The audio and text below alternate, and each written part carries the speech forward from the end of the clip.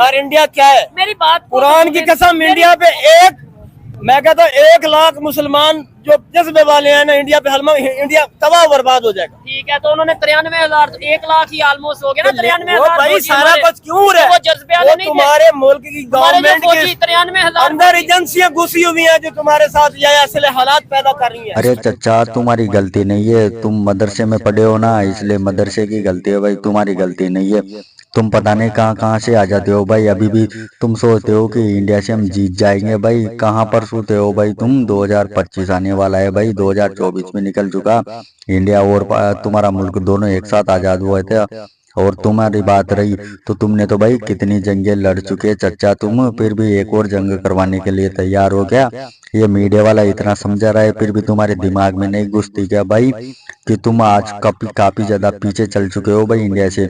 और पहले भी तुमने जंगे की इंडिया से, फिर भी क्या हुआ भाई? तुम्हारे 93,000 सैनिक क्योंकि हालत खराब कर दी थी ना इंडिया ने।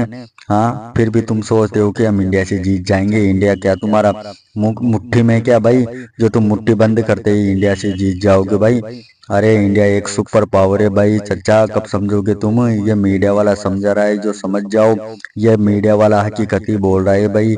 अब तुम इंडिया से कभी भी नहीं जीत सकते भाई, आने वाले समय में भी। डॉक्टर साहब, मैंने यही बोला है ना कि ओआईसी में हमारे लीडर गए हैं, वो सबसे पीछे खड़े हैं। आप कह रहे हैं यानी इसका मतलब हमारी आवाज, तो बोलते हैं यार, हमारी आवाज कोई नहीं सुन रहा पूरी दुनिया में। कौन सुन रहा है? दुनिया में सुनता है इसलिए नहीं कि हमने पैसे बहुत सारे ले लिए हैं। अरे तो भाई साहब, इस कर्ज को तो चुकाओ भाई। तुम्हें पता नहीं क्या भाई, तुमने कितना कर्ज ले लिया? हमने थोड़ी बोला था इंडिया वालों ने कि भाई तुम्हारी कंट्री कर्ज लो, तुम्हारी कंट्री की भाई इतने पीछे जा रही है। और तुम्हारे हुक्मरान अभी भी कर्ज के चक्कर में इधर उधर ठोकरे खा रहे। जब भी किसी भी कंट्री में जाते हैं तो भाई वहां पर भी कटोरा लेकर ही जाते हैं। और तुम्हारे हुक्मरानों के कारण ही भाई तुम्हारी कंट्री काफी ज्यादा पीछे। और तुम्हारे लोगों की सोच तो देखो भाई, इंडिया से कट्टरपंथी विचारधारा की सोच रखते हो भाई, इसी कारण तुम्हारा देश भी आज देख लो कपने पीछे है। और तुम्हारा हुक्मरान भी देख लो पीछे ही खड़ा हुआ है। ये रियल हकीकत है भाई, क्योंकि तुम्हारे देश के कोई सुनने वाला नहीं है। और तुम बात कर रहे हो कि हमारी कंट्री ने बहुत सारे भाई पैसे ले ले, लोन ले ले,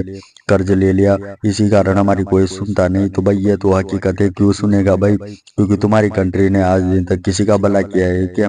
जब तक तुम्हारे लोगों का भला नहीं किया तो दूसरी कंट्रियों का कहाँ से भला करेंगे? इसी कारण भाई तुम्हारी कोई सुनता भी नहीं और तुम्हारे लीडर काफी ज्यादा पीछे खड़े रहेंगे। और तुम बात करते हो कि हम इंडिया का ऐसा कर देंगे वैसा कर देंगे, तो भाई तुमसे इंडिया का कुछ भी नहीं होने वाला। इंडिया एक सुपर पावर है और कभी भी विचार भी मत लेना कि भाई कि तुम इंडिया से जीत जाओगे। आने वाले समय में भी इंडिया सुपर पावर ही रहेगा, क्योंकि इंडिया काफी ज्यादा आगे निकल चुका है तुम्हारी कंट्री से। जबकि दोनों देश एक साथ आजाद हुए थे, लेकिन तुम्हारी सरकार की विचारधारा काफी गलत है, इसी कारण तुम्हारा देश भी काफी ज्यादा पीछे चल चुका है। और अगर समय के अनुसार नहीं चलते और टेक्नोलॉजी पर, पढ़ाई पर, एजुकेशन सिस्टम पर फोकस नहीं किया, ऐसे ही कट्टरपंथी विचारधारा में बहते रही तो तुम्हारी कंट्री आने वाले समय में बुरा दिन देखेगी। तो हम क्यों एक तरफ हम कहते हैं जज्बा बहुत है, एक हमें तो तरफ कान से पकड़ के नीचे बिठा देते हैं, उधर बैठ जाओ, तुमने पैसे देने हमारे। अरे भाई नीचे ही बिठाएंगे, तुम्हें पता नहीं क्या भाई, तुम्हारी कंट्री की वैल्यूएशन ही जीरो है, इसी कारण तुम्हें नीचे ही बिठाएंगे भाई। कहाँ फिर सिर पर बिठाएंगे क्या भाई? हमारे हुक्मरान, इंडिया के हुक्मरान देख लो भाई कितने आगे खड़े होते हैं और सीना चौड़ा करके खड़े होते हैं भैया जी। और तुम्हारे हुक्मरान देख लो सबके पीछे ही पीछे, बस चेहरा चेहरा ही दिखता है, उनका शरीर भी नहीं दिखता। और तुम बात करते हो कि हमारे लीडर को बोलते हैं कि जहाँ पर बैठ जाओ वहीं पर बैठ जाते हैं, ऐसा नहीं है भाई। तुम्हारी कंट्री के ऊपर काफी ज्यादा कर्ज है और इसे नहीं चुकाया गया तो भैया जी तुम्हारी कंट्री 0% से 0 और आधे से आधे होती जा रही है भाई। पहले ही खाने के लिए मोहताज है, एक एक दाने के लिए मोहताज है। और तुम्हारी कंट्री के अंदर महंगाई ने तो भैया जी कमर ही कस ली है। महंगाई पर तो दिखती नहीं है भैया जी, ऑयल कहाँ पर है, दूध कहाँ पर है, और 1 किलो आटे की कीमत कितनी है, ये तो तुम्हारे हुक्मरान को दिखती नहीं है भैया जी। और तुम बोलते हो कि हम इंडिया का ऐसा कर देंगे।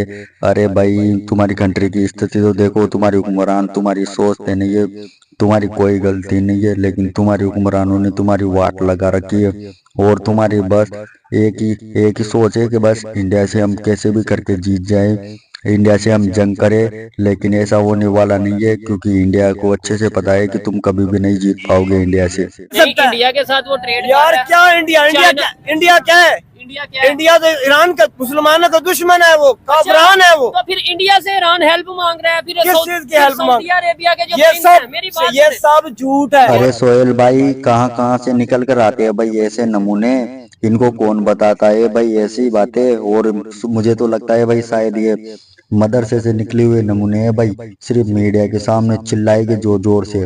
इनको रियल हकीकत भी मालूम नहीं है कि भाई इंडिया क्या है और तुम्हारी कंडीशन क्या चल रही है, और इजराइल इंडिया और अदर कंट्री की बातें करते हो भाई। ये इनको कुछ ही पता नहीं है, बिना सबूत और गवाहों के भैया जी ये धार पर अड़ जाते हैं और मीडिया के सामने अपनी बातें लुपाने के लिए तैयार हो जाते हैं। देख लो भाई कैमरा के सामने इतना जोर जोर से बस रहा है और इनको कुछ मालूम ही नहीं है भाई इंडिया की पोजीशन क्या है, तुम्हारी कंट्री की पोजीशन क्या है, तुम्हारे कंट्री के अंदर कितनी महंगाई है, इंडिया के अंदर कितनी महंगाई है। पता नहीं एक एक दाने के लिए पहले ही मोहताज होगा शायद इसका परिवार और इसका घर, फिर भी भैया जी ये इंडिया इंडिया चिल्ला रहा है। देख लो भाई सोहेल भाई तुम तो इनको सुनाते सुनाते समझाते समझाते भाई थक जाते होगे।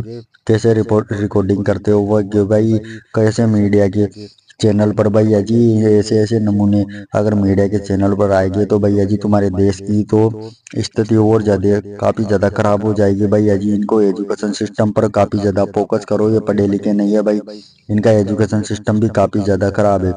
इसी कारण ये बिना सोचे समझे भी भाई कुछ भी बोल देते।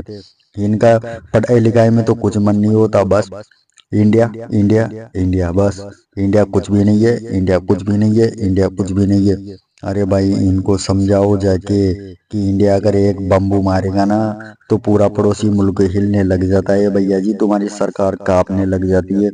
ये तो तुम्हें अच्छे से पता है, लेकिन इनको कौन समझाए। जहाँ तक इनके दिमाग में एजुकेशन सिस्टम नहीं है ना, वो पढ़े लिखे नहीं है, तब तक ये कुछ भी नहीं समझ सकते सोहेल भाई। आपने हमें अबाबिल बनाएगा। जैकेट फुल मुजाहिदीन वाली पहनी है, फुल जज्बा भी और आपने यार लगता है। मुजाहिदीन वाली नहीं है, सर्दी के बचाव के लिए पहने ट्रेनिंग हुए हैं। श्रेनिंग तो नहीं मुजाहिदीन वाली? ट्रेनिंग नहीं। बस हवा निकल गई भैया जी, सर्दी ऐसी चीज है ना, हाँ हवा निकल गई, किधर गया भैया जी तुम्हारा जज्बा।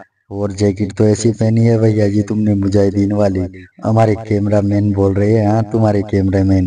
देख लो भैया जी हवा निकल चुकी है इंडिया का नाम सुनते ही। तमाम उम्मत मुसलमान के मुसलमानों से मैं एक माइक के सामने बात कर रहा जी, जी, हूँ, मेरी उधर से। गुजारिश है ठीक है, उधर तमाम मिलकर मुसलमान अच्छा कुफरान कुफर यहूदों ने सारा और कुफरान का मुकाबला करें अच्छा। और इनको मार गिराएं। किस चीज में हमारे मुकाबला? मुकाबले में अरे भाई जा रहे काहे को टाइम वेस्ट कर रहा है भैया जी तू मीडिया वालों का, और दूसरे को आने दो भाई। तो फ्रेंड आज के वीडियो को यहीं समाप्त करते हैं। हमारे पड़ोसी मुल्क में तो भैया जी ऐसा ही रिएक्ट वीडियो मिलता है, इंडिया के खिलाफ ही मिलेगा भाई, क्योंकि ये सोचते हैं कि देख लो भाई इनकी पहले ही आदत है, देख लो ऐसे ऐसे नमूने हमारे पड़ोसी मुल्क में अभी तक मौजूद है और इनका क्या ही किया जाए भैया जी। कैमरा वाला भी परेशान है, साहिल भाई भी परेशान है। तो फ्रेंड आज के वीडियो को तो यहीं समाप्त करते हैं, मिलते हैं किसी नेक्स्ट वीडियो पर नेक्स्ट टॉपिक के साथ। तब तक के लिए जय हिंद एंड जय भारत। और आप हमारे चैनल पर नए हो, मेरे चैनल पर नए हो तो चैनल को सब्सक्राइब कर दो। और इंडिया वालों भैया जी 1 मिलियन सब्सक्राइबर कब करोगे भाई, मेरे भी तो कर दो भाई 1 मिलियन सब्सक्राइबर, तुम्हारे लिए ही तो मैं ये वीडियो बनाता हूँ भाई, मेरे कौन सी दिक्कत है भैया जी, आप कर दो यार सब्सक्राइबर। एक एक सब्सक्राइबर मेरे लिए काफ़ी ज़्यादा कीमती है, आप समझते हो। अगर आप सब्सक्राइब करते हो तो भैया जी मैं बेहतर से बेहतर वीडियो बनाने के लिए और तैयार हो जाऊंगा। और कमेंट जरूर करें भाई, आपका एक एक कमेंट भी मेरे लिए कीमती होता है। तब तक के लिए जय हिंद एंड जय भारत।